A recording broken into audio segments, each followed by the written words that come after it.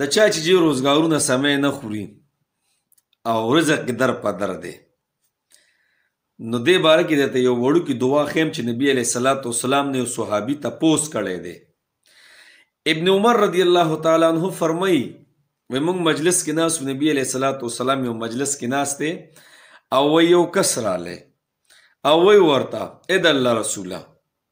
الدنیا عدبرت عني دنیا زما د الله رسوله مخ اړولی دی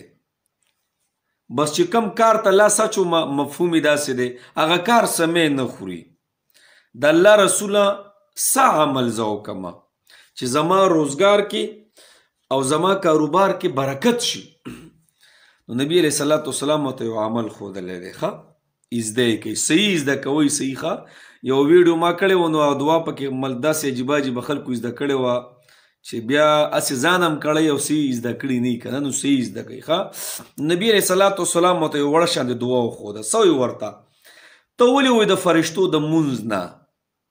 او د ټول مخلوق د ذکر نه غافله شوي یا دې ولې پرېښی چې په هغې سره الله جل شانه ټول مخلوق له رزق ورکوي ټول دنیا مخلوق له څومره چې دي هغې له رزق ورکوي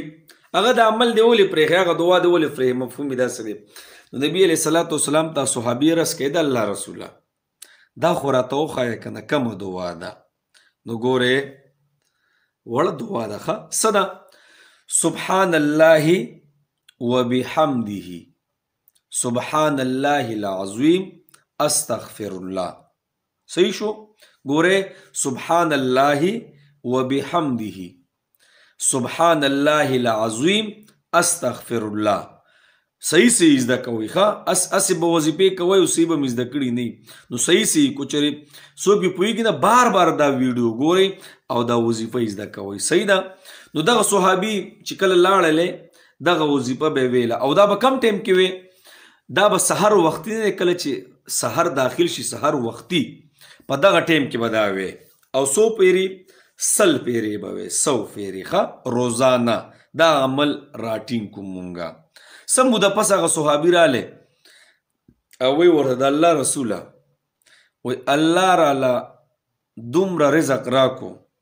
الله راله دومره دنیا راکړه که نه چې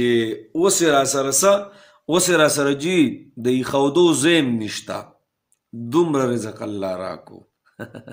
خو په شرط د دې ګورئ چې یقینا پیښه دنیا وظیفې به کوو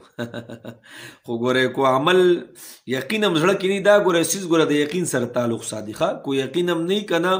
نو ګوره بیا به دنیا وظیفې کوو خو جي ګوره هېڅ عمل به مخې ته نه راځي ښه هېڅ خوند به نه کوي نو څه سبحان الله وبحمده سبحان الله العظیم استغفر الله سحر ټیم کې 100 پیرې روزانه الله جل شانه به زمونږه دنیا او آخرت دواړه ښایسته کړي صحیح ده الله جل شانه به رزق فراخ راکوي صحیح شو که نه